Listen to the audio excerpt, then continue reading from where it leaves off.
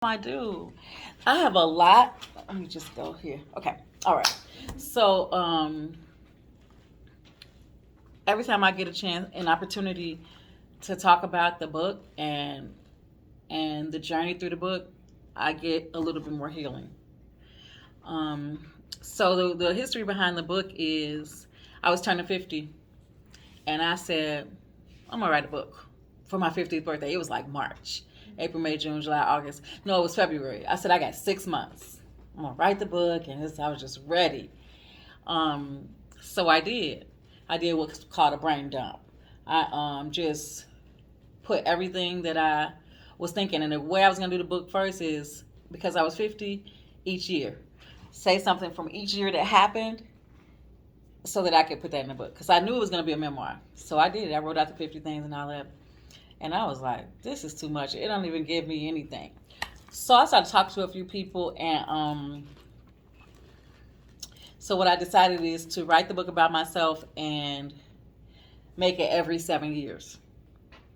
So like birth to 7, 7 to 14, 14 to 21, going on.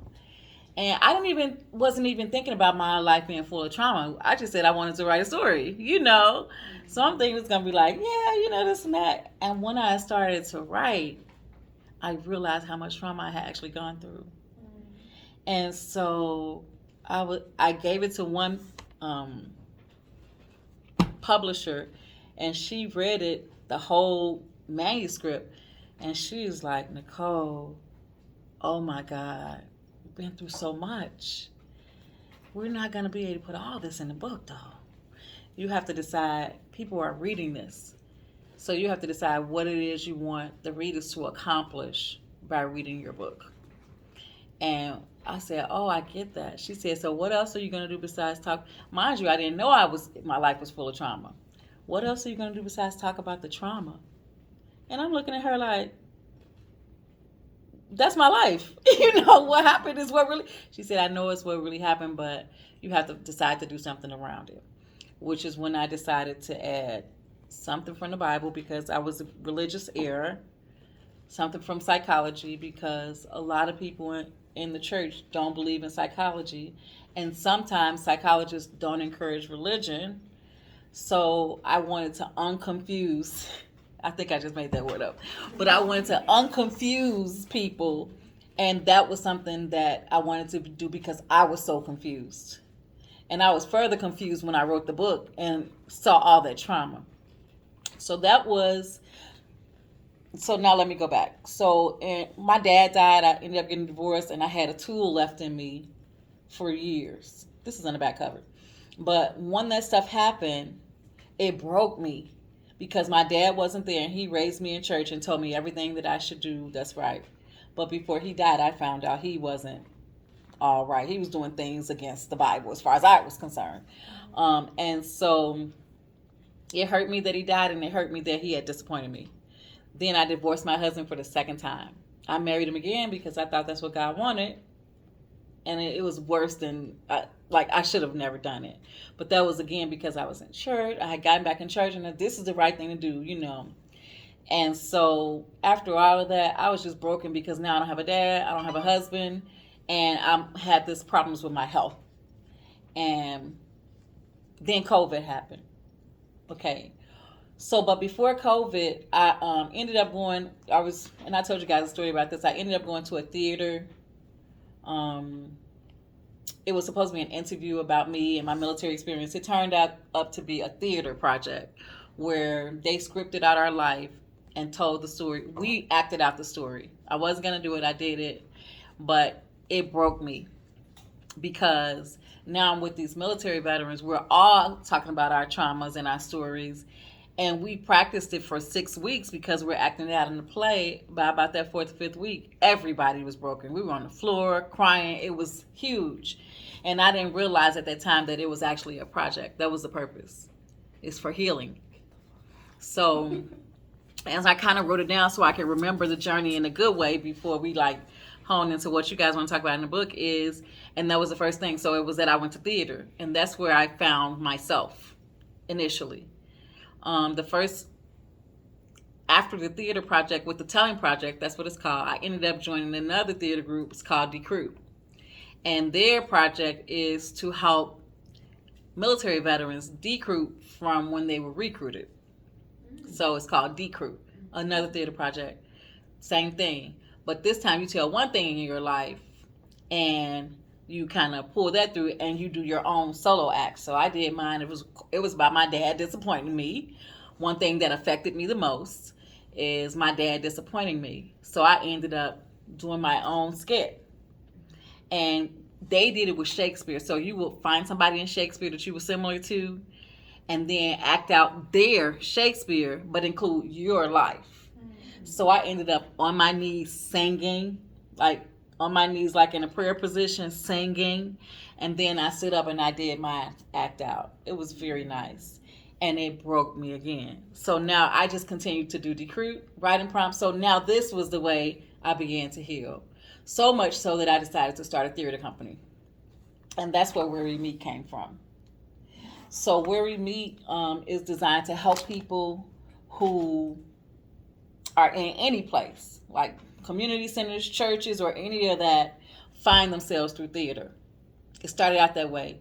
Today, it is not just theater, because when you tell people, do you want to do theater? They're like, I don't act.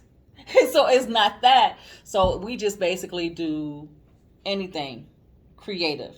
And I say that because the fact of you, but it's based on your story or your life or things that affect you. So you just get a writing prompt and you write from it. And for that day, you engage with what you've written for that day. Now, the next time you do something else, the next time you could sing it, you could do poetry. So it's very, very fun. And so I would like to welcome any of you to be a part of that if you want to. Because that's a part of the reason I'm here too, is because it worked for me. So that's why I started the company, because it worked for me. The lady who directed the others actually started it with me. She's a theater director, actress, and all that. So, because of course I'm not an actress, so I did the administrative part, and she did the acting, and helped us with that. Today I do writing prompts myself, my own writing workshops, because it's very easy. You come to the workshop, you write about it, we talk about it, and we close out. But it's healing, because again, you're writing and you're talking. So that's that. So from theater, I went to therapy with social workers, psychologists. I started really, really getting into that because the theater broke me. So now I need to try to become whole. So I ended up going to therapy, all kind of therapy, wholeness, whole health coach, psychologist, psychiatrist. I went through day hospital, just trying to get myself back, thinking that something is gonna heal me. It's gonna stop at some point. So what is the healing thing, But that ended up becoming a part of my life. So now in my life, I got theater, I got therapy. And when I did the whole health, VA Whole Health, they have a whole health wheel that they use for wholeness. And I found that wheel very nice, but it didn't satisfy my own personal needs. So I created a custom wheel for myself and decided that this would be helpful for other people too. So I do the vision board classes. I start with the wholeness wheel. So this is in the book also, where you decide on your core values, decide on your dimensions of wellness, and then you'll put them in the wheel. You can pass this around. And so you'll see at the top is the wheel that I created for myself. At the bottom is the template for the wheel that I encourage others to create. And what happens is, if you create your own wheel, you're holding yourself accountable to your own core values and dimensions of wellness, not the person who created it, because there's hundreds of wheels out here. But if you create your own, now you got your own. What is important to me? And you can hold yourself accountable to what's important to you. So on that, I gave an example of what mine looks like and the template that we start with when we do that. And then from the wholeness wheel, I started getting back into church, but it was through trauma healing, a trauma healing network. And I did classes so that I can be a trauma healing facilitator with the Trauma Healing Institute. So now I eased in church through trauma healing, because now again, I'm helping others get healed, but they use the Bible. The Trauma Healing Institute uses the Bible scriptures as an aid. So that's what separates it from other trauma healing. And that was my way to get back grounded based on my own values, not my dad's, not my mom's, not the military, not the church, what it is that I felt was good for me. So I started the Trauma Healing Institute, and I do classes. I'm a facilitator for that too. And next, so now we're down to just everyday life. And that's what I do every day to become whole. It's all those things that help me get here. And helping others really helps me to get there. So if I say one thing or do one thing and somebody else benefits from it, now I feel better. It helps me feel whole, even if it's just for that day. And so got that. So that's my each day wholeness. So now, oh, we talked about where we meet. You can pass this around. The theater company. I want to talk about the compass. So in the book, we talk about everything I said is in the book. It's in the beginning of the book. Talked about my mantra, all that. One thing about the map, I want to talk about that. I don't have a map here, but I do have a compass. So I was married twice to the same man, and I studied Muslim for 4 years, Elijah Muhammad. During that process, I changed my name to Ali. So yes. So my dad's name is Johnson. My first marriage was Mace. I changed my name to Ali, and then my second marriage to an abusive man was Pierce. So it's spelled out MAP. So that's where MAP came from. So I wanted to make MAP mean something to me instead of being embarrassed because my degrees all have different names on them. And when you look me up, they say Nicole, okay, is it Johnson, Mays, Ali? It was just shameful. But I turned around to make it something good and talked about the journey to getting there. And that's why I use MAP to talk about the journey. And so in that, and in the wheel, the compass, in which why I gave you compasses is symbolic of the journey it took for me to first find my own center and what gave me direction and wholeness. So I encourage everyone to do the same thing. And the compass is a reminder of whatever that is. It could be your purpose, it could be whatever drives you, but the compass is the center, and it's in the center of the wheel because you can't do anything until you find out what that is. So if you don't know where you're going, how are you going to get there? So that's what the compass symbolizes. And in the book, the jewels, what I did with the jewels and why I have jewels is they symbolize the jewels on the crown. The crown has jewels in it. And in the book, I lose a jewel through trauma. And then, so I lose a jewel from my crown, which is why I'm kind of putting a jewel in my crown in the cover.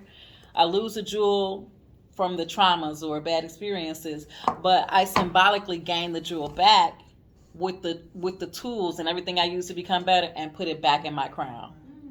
So that's what the jewels and the crown were for in the book. So in each chapter, you have a tool, you have jewel, and I name the jewels when I put them back. So the jewel might represent peace, it might represent wholeness, it might represent, And so I do that symbolically in the book to keep you moving kind of forward in the journey and to encourage you to do the same thing. So you might not want to use a jewel. You can use puzzle pieces. You can use deck of cards. I lost the queen. I got the queen back. Whatever. But in the book, I'm encouraging others to go through the same journey, which is why you have in the end of each chapter places that you can write if you want to. I've had people write while they're going through it. I had people go through the whole book and then come back and write. So it's a workbook and it's a memoir. But at the end, which is why I say the end is so important, it's after life happened, and it also gives resources. It gives information about the resources that I mentioned, decrewed, and it gives tools, and it shows the outcome of my life. And the most important thing I would say about my life in this book and everything is that a lot of people say that you can never be perfect. A lot of people say, oh, you're never going to be 100% whole. I don't agree with any of that. I believe that each day you can become whole. Because if you use the tools that you have developed each day, then you can be whole for that day. You can go to sleep feeling whole. And if you had the worst day of your life, you can ground yourself, meditate, and before you go to bed, feel something whole instead of just saying, I'm broken and I'm never going to get fixed. So I don't believe that you can never accomplish what it is that you need to accomplish in life. I don't believe you can never be whole. It's a challenge for us every day, but if we keep pushing, that's an opportunity for us to become better and to become whole. And that's my spiel about the book. So we have 30 more minutes, or I don't know, 20 more minutes or whatever. So I would like to put down my hand over my crown and throne to the coordinators of the program, and so they can guide you through what they want to talk about with the book. I'm just here to present my piece, and I thank you for listening. And does anybody have any questions? I do. I have a lot of questions. Okay. Do you have another book for? I do. I do. And I think I'm gonna turn the camera off, guys.